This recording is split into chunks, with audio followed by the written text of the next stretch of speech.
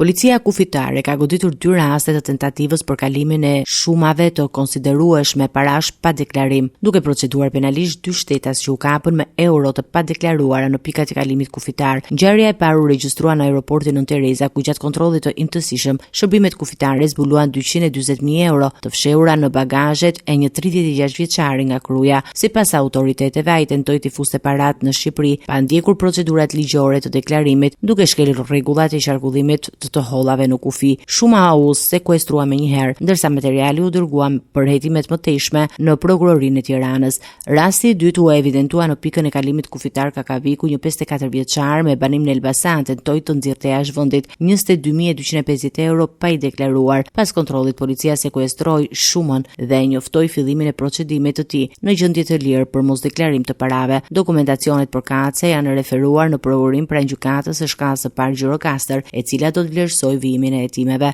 Autoritetet kufitare theksojnë se kontrollet ndaj fluksit të pasurive monetare në kufi do të vijojnë me intensitet, ndërsa paralajmërojnë se çdo tentativë për të shmangur deklarimet e shumave të mëdha të hollave do të përballen me masa të menjëhershme administrative dhe penale.